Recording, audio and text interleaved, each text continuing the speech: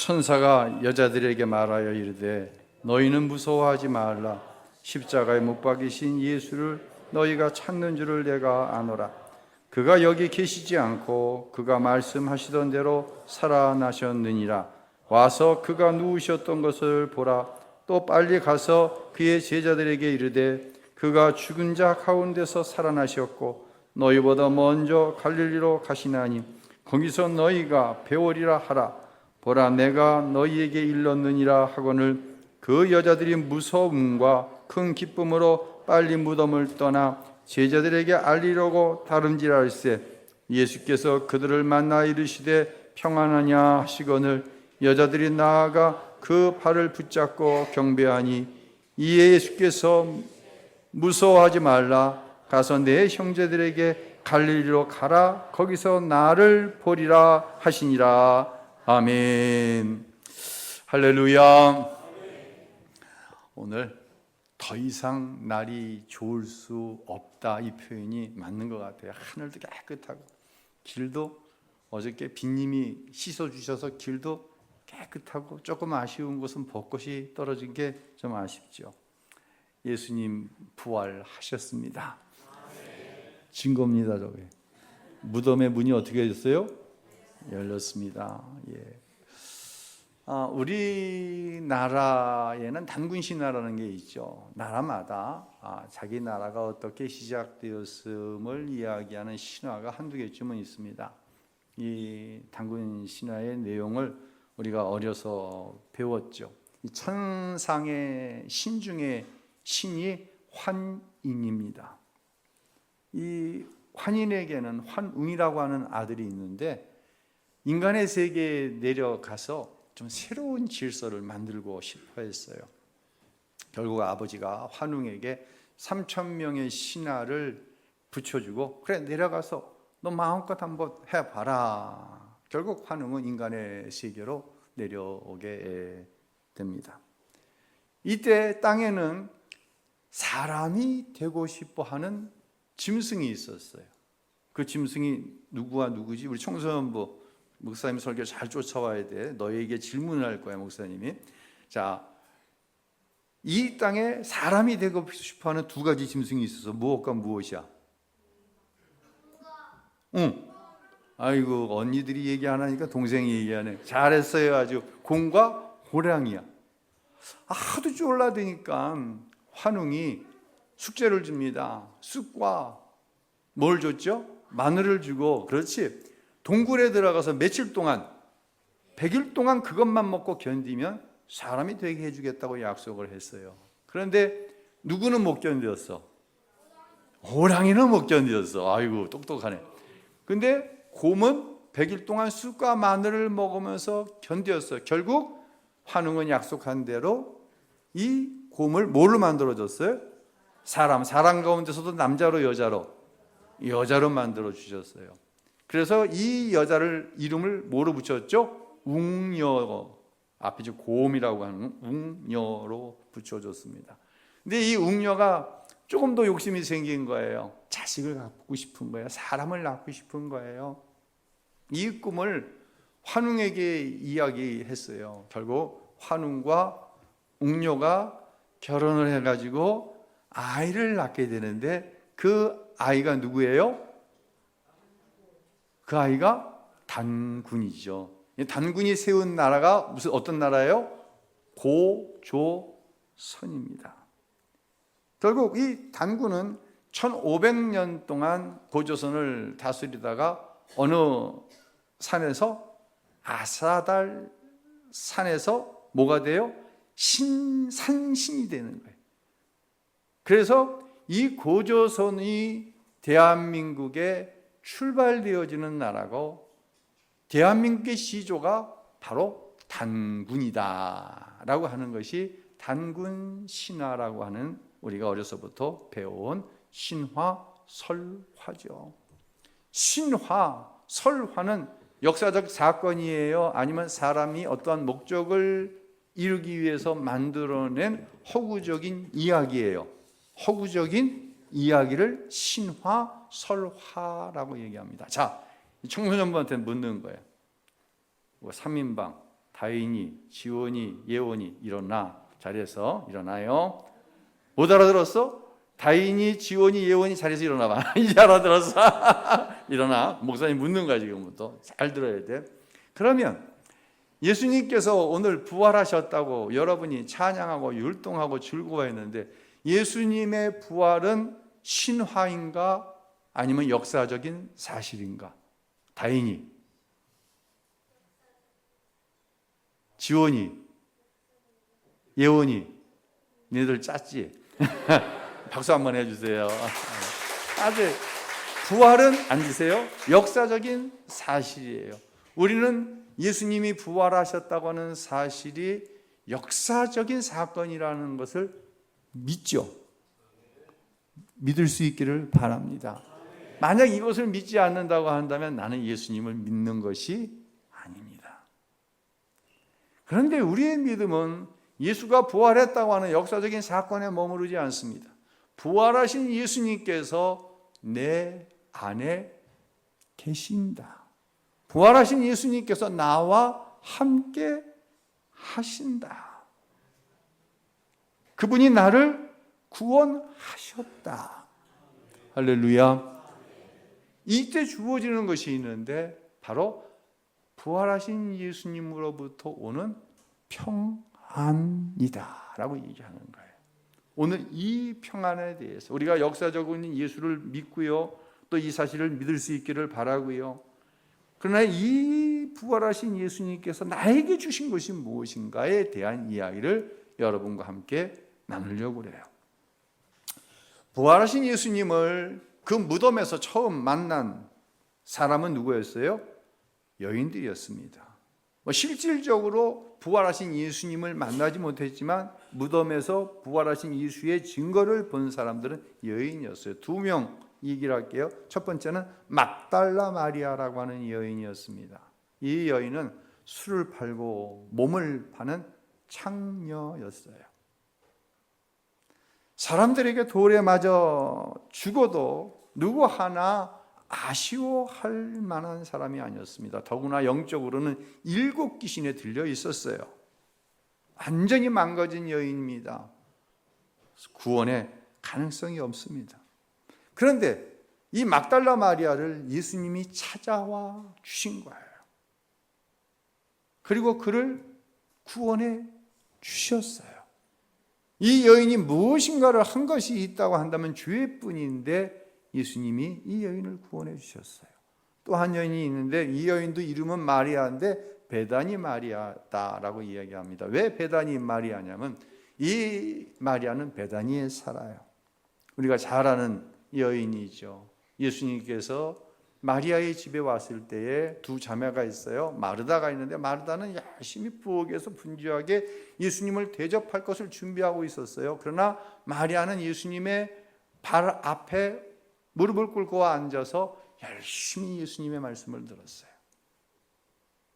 예수님께서는 이 마리아를 칭찬하셨어요. 즉 마리아는 하나님의 말씀으로 잘 양육이 되어진 사람, 지금으로 말하자면 제자 양육을 잘 받은 사람이었어요.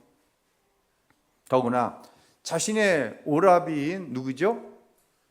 나사로가 죽었다가 다시 살아나는 기적을 보았어요.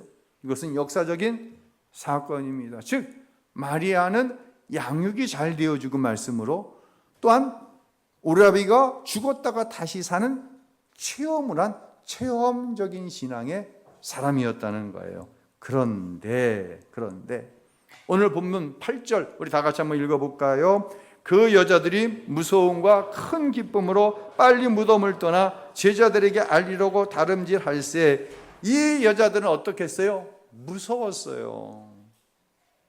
아니 예수님이 내 죄를 다 은혜로 씻어주시고 구원해 주신 그 은혜를 받았는데, 막달라 마리아, 아니 베다니 마리아는 그렇게 말씀으로 제자 양육을 잘 받고 죽은 사람이 살아나는 것, 살리는 것을 예수님이 살리신 것을 보았는데 아니 무서워?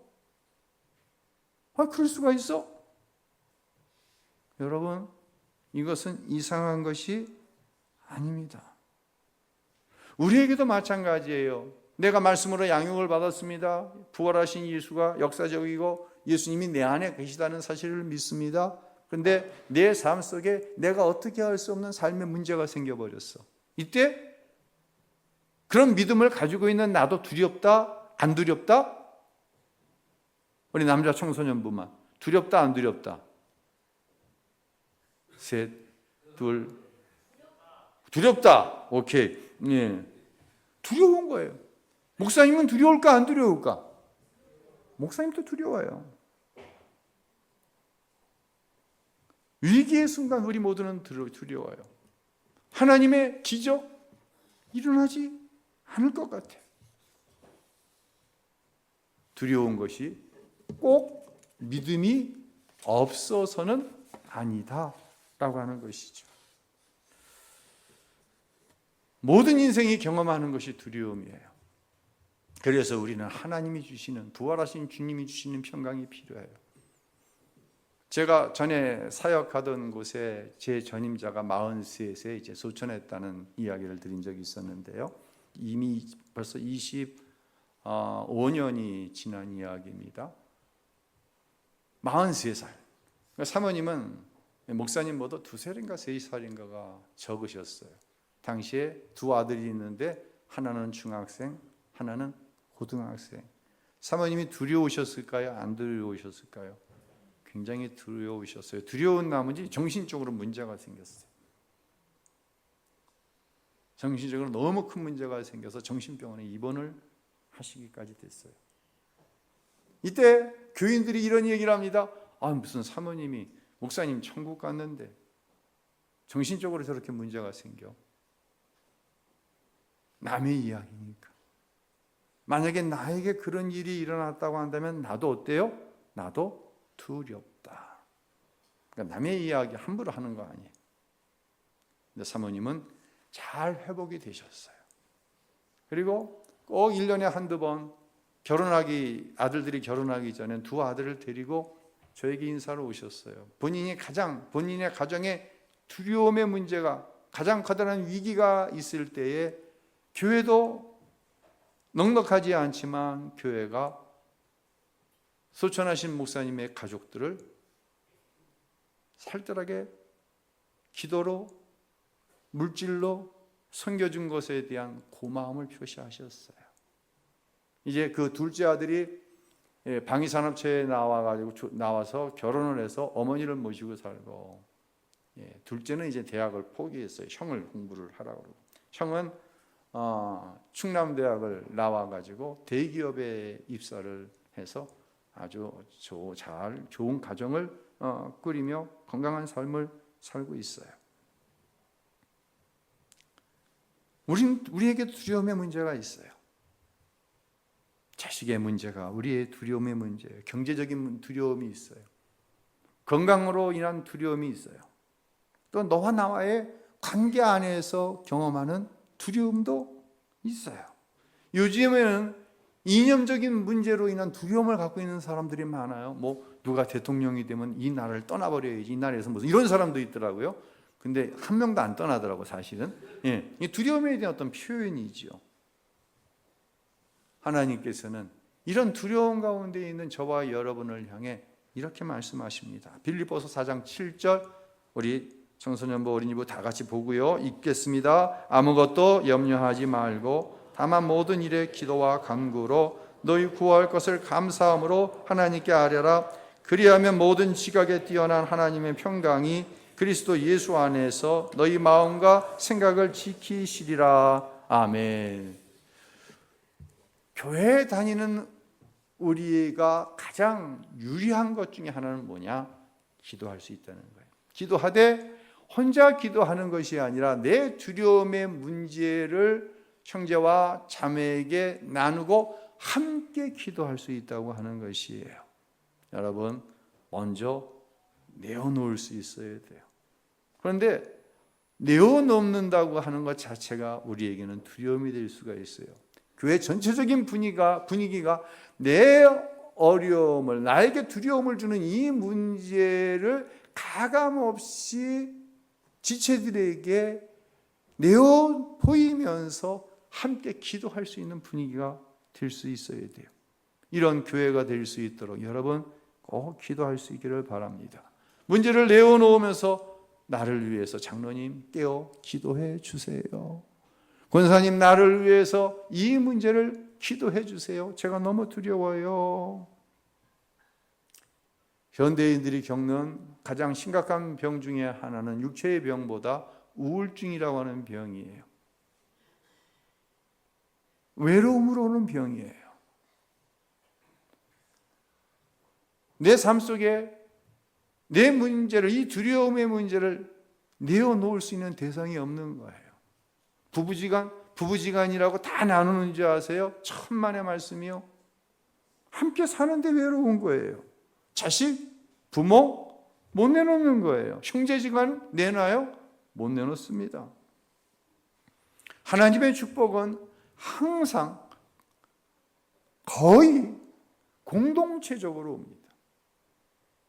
내가 너를 위해서 기도할 때 이 두 사람이 함께 기쁨을 맛보게 되어지는 것이에요.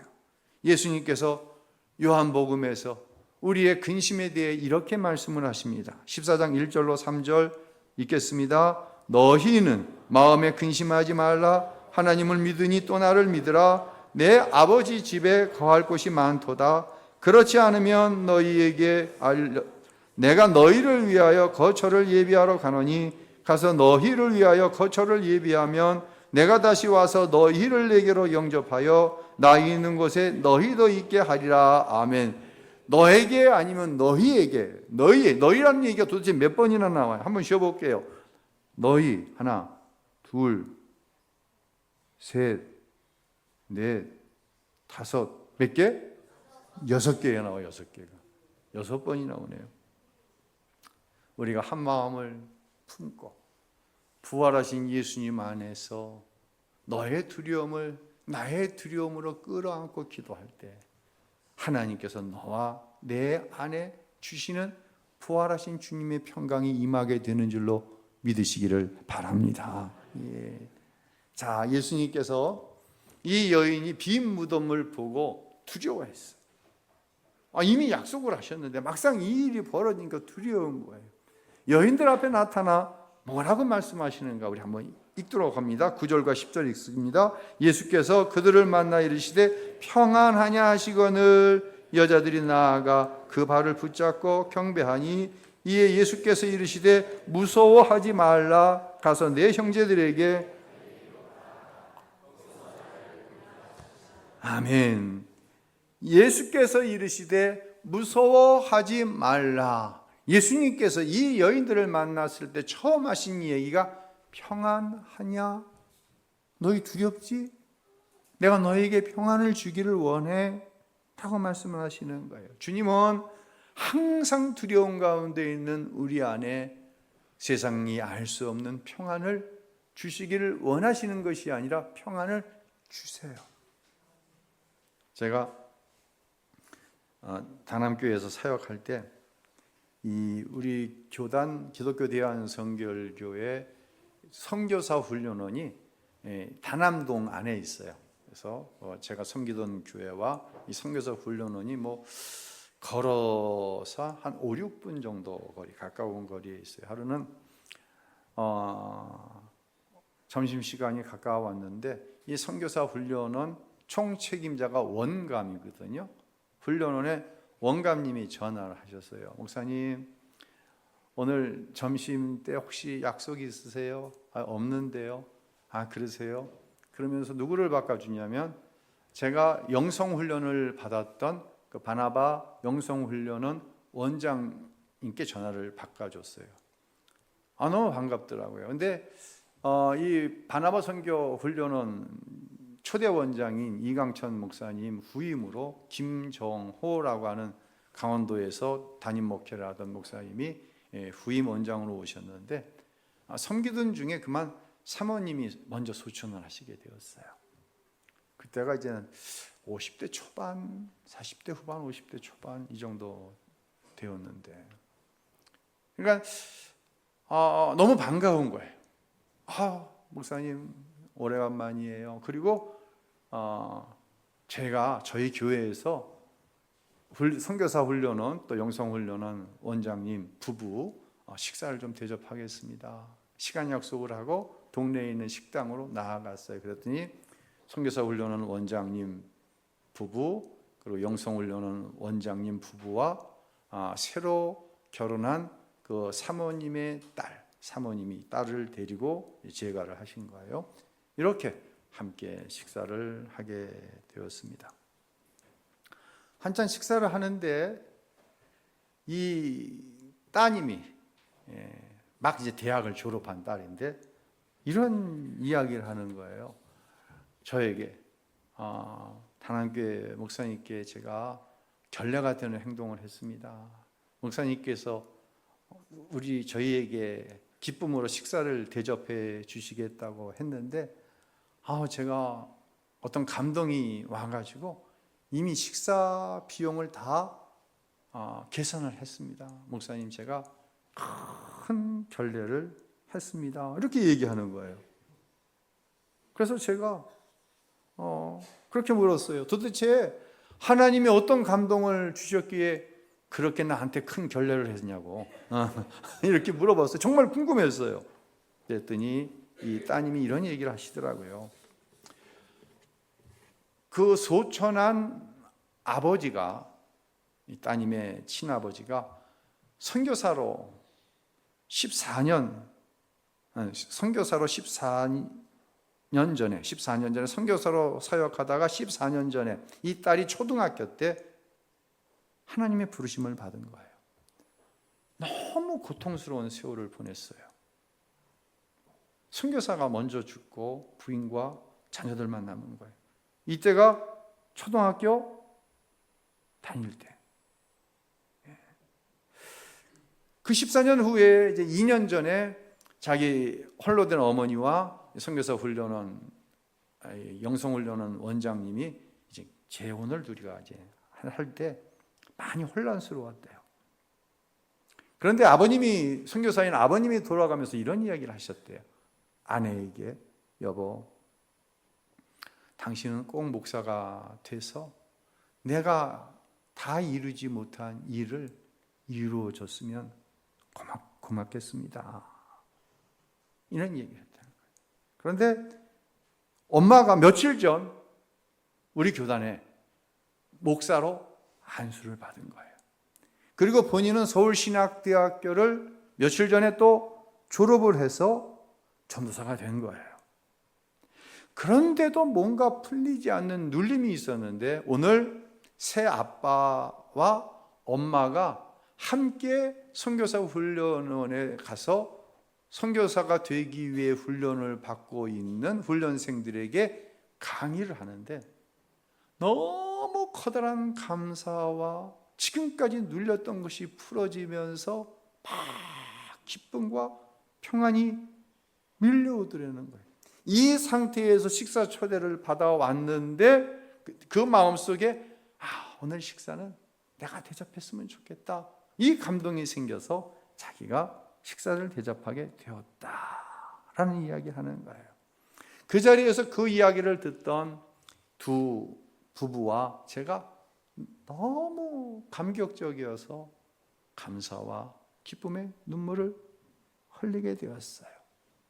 얼마나 두려웠을까. 그러나 하나님은 그 두려움을 부활하신 주께서 이미 우리에게 허락하신 평안으로 바꿔 주신 것이에요. 이것이 바로 예수님의 부활을 역사적으로 믿을 뿐만 아니라 부활하신 예수님께서 내 안에 계심으로 우리가 평상시의 삶 속에 분명히 어떤 문제로 인한 두려움이 있어요. 지환아, 두려움이 있어. 두려워 말라. 봤지? 응? 두려워 말라. 부활하신 예수님께서 우리에게 말씀만 하시는 게 아니라 실질적으로 그 두려움은 여전하지만 내 안에 그 두려움을 이길 만한 평강을 항상 허락해 주신다는 거예요. 물론 시간차가 있어요. 몇 년 전부터 두려웠는데 그 두려움의 문제가 해결되지 않았는데 어느 날 나에게 부활하신 주님께서 말씀을 통해 아니면 어떤 사건을 통해 생각을 통해 평안을 허락해 주시는 것. 이것이 바로 부활하신 주님을 믿는 하나님의 백성들에게 주시는 놀라운 은혜다라고 하는 것입니다. 그래서 요한복음 14장 27절에 예수님께서 이렇게 말씀하십니다. 결론으로 한번 읽겠습니다. 평안을 너희에게 끼치노니 곧 나의 평안을 너희에게 주노라. 내가 너희에게 주는 것은 세상이 주는 것과 같이 아니하니라. 너희는 마음에 근심하지도 말고 두려워하지도 말라. 아멘. 부활하신 주님의 평강이 오늘 전 세대가 함께 통합하여 드리는 이 예배 가운데 함께 하시기를 부활하신 예수님의 이름으로 축원합니다.